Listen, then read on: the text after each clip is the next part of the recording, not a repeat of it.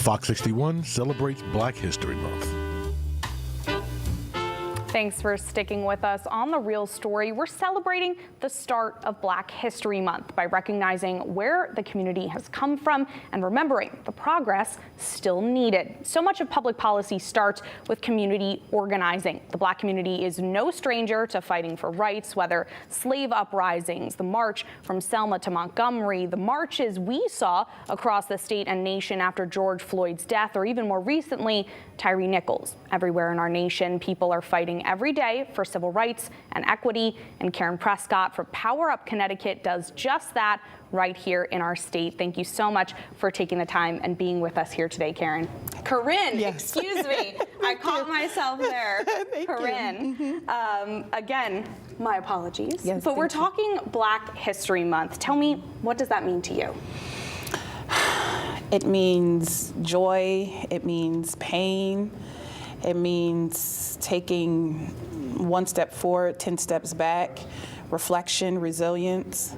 It means me, it means my mother, my daughters, my son, my parents, grandparents, great-grandparents. It means everything. It means American history. Definitely a lot there, as you just said. So tell me a little bit about Power Up CT. How did it start, and what are you trying to accomplish here in Connecticut? Power Up CT is a 501c3 nonprofit organization. Got started a couple days maybe after the murder of George Floyd. I have always worked for the people. My parents are pastors, and so we grew up with a sense of giving to others and serving our community. And so there were things that I was noticing in my community before I started Power Up, but I was doing it on a smaller scale because I didn't want my kids to feel ostracized because many of their friends did not look like them. But after the murder of George Floyd, I recognized it was important for me to come from behind the scenes and move to the front lines. And I didn't want to go to Hartford to protest or to New York or Boston because I had issues right in Manchester.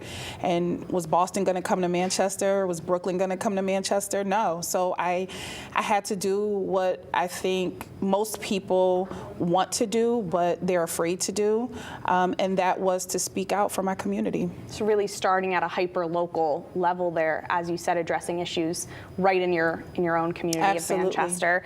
So the Black Lives Matter larger movement really gained national traction a few years ago, but in your opinion, has the state or country gotten anywhere? Has anything changed in those past couple years? Have we really seen any progress in your opinion yet? I don't want to say no, there hasn't been any progress, but that's really how I feel. I think because I think we could do so much more, but because of red tape, because of fragility, because of power, control, capitalism, respectability, politics, we're not addressing the needs of the community, and not just the Black community. We're not addressing the needs of the mental health community, of the low income, the unhoused, women's health, where there's so many things that are not being addressed. And in 2023, they should be addressed. And I'm not sure what it's going to take for us to get the things that everyday working Americans need. When you fight for Black lives, you really are fighting for all lives. When you can take care of those who are considered to be at the lowest, then you can take care of everybody else as well. Absolutely. A lot of intersectionality there. I want to skip ahead and to talk of some of those things that you touched on. Mental health, affordable housing, a big issue here in Connecticut. There's been a lot of momentum in the legislature and with community advocates to try and get something done this legislative session.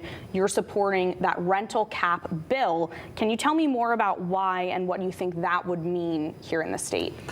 Well, wages aren't going up. Yet we're seeing people are stealing eggs. And if you can't afford eggs, how can you afford rent?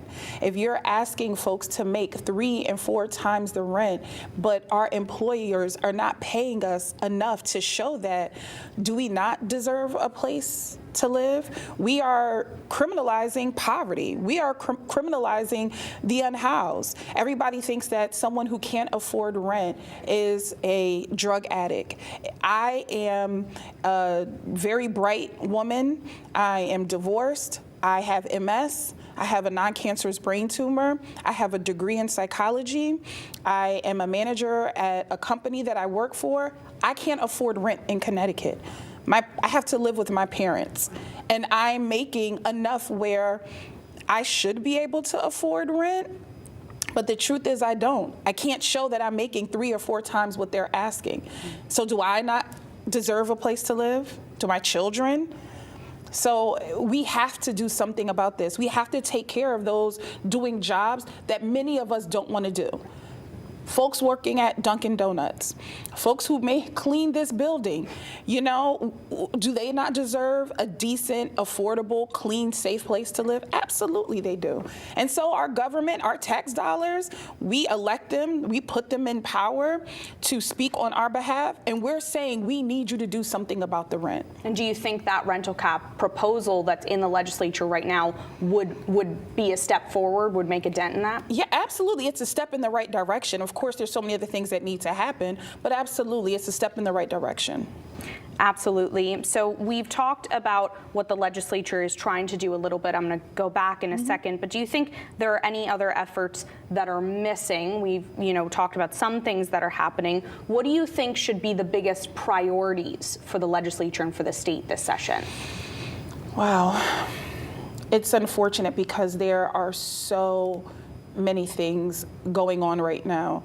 But I really think that many times they start something and they put something in writing and then they kind of move on until the next cycle. We never fully addressed declaring racism a public health crisis last year. It's words on paper. And so if we can start to really, if we can diagnose the disease, then we can start working on how to cure the disease.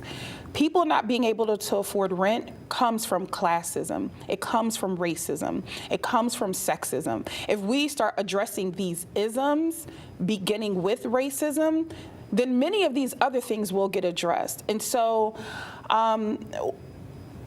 it's hard for people to understand how racism plays into it, but when you're talking about the people who can't afford rent, you're talking mostly about Black and brown folks. When you're talking about people who are not getting affordable, accessible, quality health care, you're talking about Black and brown folks. You're talking about poor white people. Mm-hmm. And so if we really start to take a look, and Senator Anwar is proposing a bill to put together a reparations committee this session. Mm-hmm. He's supporting that. If we start really looking at the reasons why the country is in the state that it's in, if we look back, we'll understand why we are here now. Then we can really address those issues and move forward. I think another one of those big conversations been going on for a few years in Connecticut, but police accountability. It's been a renewed push even just a couple weeks ago, even more recently. Connecticut passed a police accountability bill in 2020. There are more up this legislative session. What would police accountability look like to you? I spoke with a follower and I posed a question on my page and I said, do we report, when crime is being reported and the statistics, are we reporting the crimes that police commit? Are those part of the numbers? And it's a rhetorical question, and we know it's not, because usually the police are going to investigate the police. And 9 times out of 10, they're not going to do a very thorough investigation. And so when we're talking about police accountability, we have got to really demand, as community members, civilian review boards. We have to get the people who are everyday working folks to create a board, bipartisan, and doesn't matter what skin color you are, how much money you make. We need representatives from everyone, genders, non-binary, religions. We need everybody on a board. And so when complaints come in, They need to be investigated immediately. I know for some of the towns in Connecticut, those complaints don't even make it to the Civilian Review Board unless the chief even declares it a complaint. And that has to stop. We can't allow the chief to kind of determine what he or she thinks was a violation of someone's human rights. If I am saying that I was assaulted, whether it's sexually assaulted or whether I was harmed verbally or physically by a police, the chief doesn't get to decide whether or not that happened.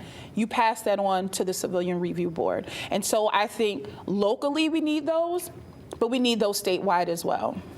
Yeah.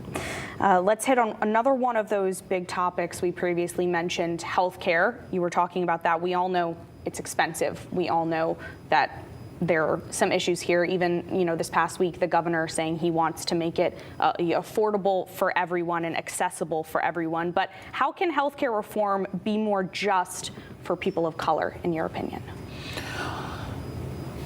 First, we have to really. That's such a loaded question because it's not just access. It's about making sure that Black and brown people have access to medical school. We know what the statistics say. They say that white medical students believe that Black skin is somehow stronger and it can take more pain, and which is why we see people, even people like Serena Williams, who was not heard when she said she was in pain. And so we have to be able to get people into these positions, APRNs and doctors and RNs and trauma doctors and trauma nurses and pediatricians. We have to get people, first of all, into school to be able to get those positions. So that's the first step. And then the next step is the ones that are there, there has to be some re-education going on. They have to unlearn all the lies that they were told. They have to be able to check their implicit bias. And then you can really start to talk about healthcare as a whole. But if healthcare is made affordable, but you have people who are not going to believe that I'm in pain, what good is it if the healthcare is free? Right. And do you think that, obviously, you mentioned there are some solutions that need to be looked into at the state and legislative level, but do you think that any of this starts with those conversations at home? You mentioned implicit biases. Is there anything that people should know if they're watching and want to have this conversation with their families? Do you think there's anything that can start there?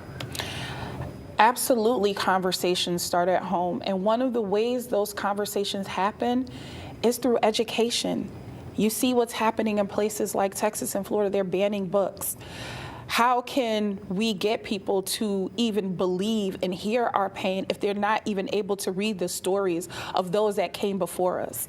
And so how can children be able to grow up with a better understanding of the world around them? White children, how can they grow up understanding my daughter or my non-binary child if they don't even have the books? If they're not going to learn it at home, they're not going to have the conversations at home, then absolutely in the public school, they should be able to have access to the books to absolutely learn about those things. I can't force racist parents to have conversations at home. I can hope for it, but I can't enforce it. But then that's where our education system should come in and pick up where many parents are slacking. Sure. So for people watching this, how can they get involved in policy and conversations like this?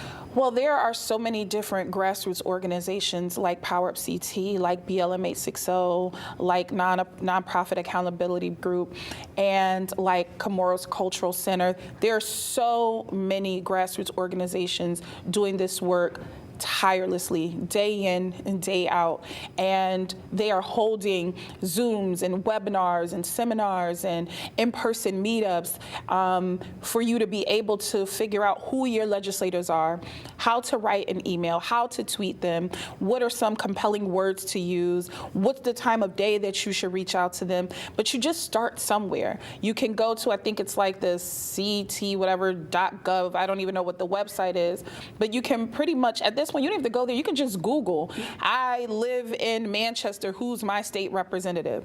Yep. Call your town clerk. Find out who are the people that you're voting for. Google is your friend. If you're interested and you're watching this and you're saying, you know what, I'm not Black, I am not trans, I can afford health care, I can afford housing, but I still want to get involved, but you're not sure how. Find Power Up CT on Instagram, on Facebook. Go to our website, contact us. Find what equity, diversity, equity, inclusion organizations are in your town. Get involved. Find out what mutual aids, and ask them. Say, hey, this is what I want to do. Where do I begin? Yeah. And I can assure you, we all will be more than happy to help you get started. Yeah. Definitely a great place to start, Corinne. Thank you again so much for being with us here. Thank you. Well, that does it for us on The Real Story. If you want to watch these segments again, you can head to fox61.com or download the Fox 61 News app and watch The Real Story every Sunday at 10 a.m. right here on Fox 61, or catch us streaming on Fox 61 Plus. Have a great rest of your morning.